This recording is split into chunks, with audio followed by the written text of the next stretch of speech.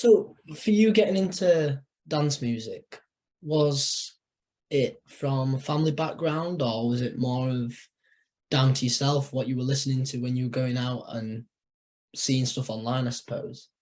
It was very online. I think it was not definitely not from a family. My family parents are very musical. And then like it came from like um liking Eminem as a kid. Right, okay.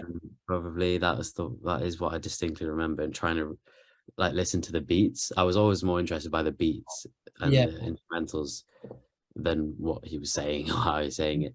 Um, and obviously, I think a lot of those were like Dr. Dre produced beats, so I was just trying to recreate them in GarageBand. And then that somehow morphed. I think because I started listening to the radio as EDM really blew up Yeah. during the 2010 2013 period, like Yeah. and then I started trying to recreate what I was hearing and make my own version. So that has been the journey into electronic music. And then since then it has just been okay, my tastes are getting more refined and finding new music and new old music that I like, discovering Yeah. stuff that I really like. And then it's the music has just reflected whatever I've been most excited about. Hmm. Yeah. Cool. So just going back to the track Hummingbird, should I say, sorry. Yeah. Because towards like the end of that track, it's got like a euphoric feel to it, if you know where Mm. I'm coming from with that. Hmm. So I'm quite a big Bicep fan. Mm. I don't know if you listen to any of Bicep stuff, but like their late. Yeah, I can show you this. You see that panel of Oh albums? yeah, yeah, you got the glue. Exactly. Yeah, Yeah, it's I the love it. the first album I've got up there as well. Yeah. Uh, Have you seen them live? yeah, of course, many Yeah, times. yeah. They've just there's something about the euphoric feel that they bring to it, and when they're doing it on the stage, producing it, blows my mind. But no, but that's what I was saying. Like when I was listening to Hummingbird, especially in the latter stages of that song, I was like, this has got the kind of still like the euphoric vibe that like Bicep brings to the table. Was that Yeah, was that that's a something you big. were trying to achieve? Yeah, I mean, not specifically Bicep, but a euphoric sound I think comes from like my when I was coming up through EDM and things like that, and Yeah. that's all about that, almost like take euphoric taken to its logical conclusion. Mhm. Now when I try and make things euphoric, which I really really like, it has to be in a more constrained way and a more kind of giving people less and it meaning more than in an EDM way. But yeah, absolutely. I mean, euphoric. That is one factor that I hope will kind of stay with my music, even if it involves and evolves in different ways. Mhm. I think you mentioned Bicep. Like what Bicep managed to do so well is use synths, Yeah. um, and use really kind of analog instruments Mhm. that maybe don't have a lot of um, soul to them in a traditional way, and really inject kind of emotive sounds and bring out emotive sounds and progressions from them. They've got that down to a T, I think. Yeah. They are. Where's the like your favorite place that you've DJ'd then so far? So I've just done Printworks a couple of days Oh ago. right. That Okay. was incredible. That was like a big bucket list one, especially as it's shutting.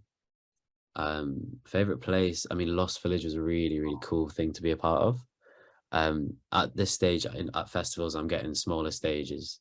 Mm, Um, but I found that like it's the smaller stages where people are more willing to just give it everything, and yeah. there's not a lot of people standing on the periphery. There's a lot of people Mhm. just in it and really responsive.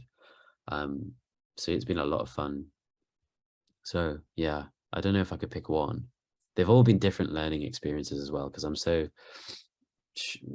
just e- like early in the process of playing live, that they are just all big learning experiences, one Yeah. after the other. For someone wanting to pick up music production and Mhm. try and get the foot in the door with it, what would be your number one advice to them starting off?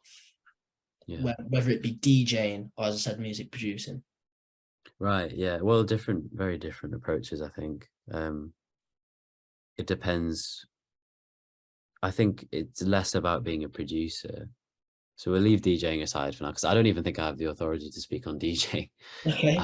I'm very much a producer first and foremost, Mm. and DJing is the way I perform. So I'll leave that for someone else to answer. With producing, I don't think it's about being a producer.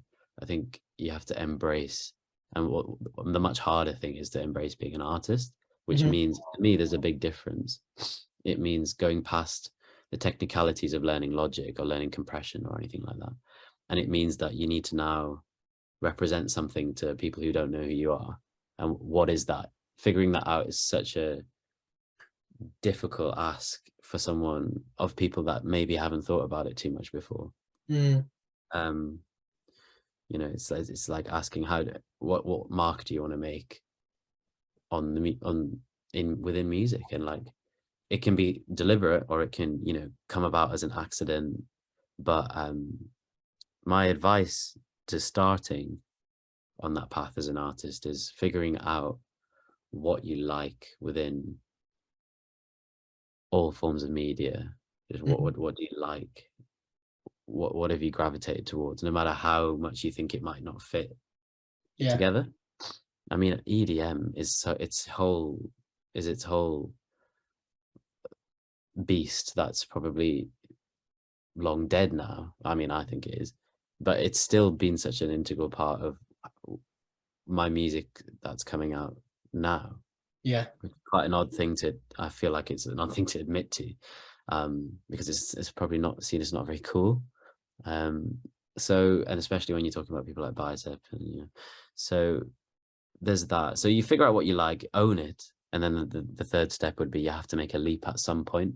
Mm. Um, you have to make a leap, because you can be planning something and you can be thinking about it, but until you make that first track and finish it, um, you won't know whether it's working or not.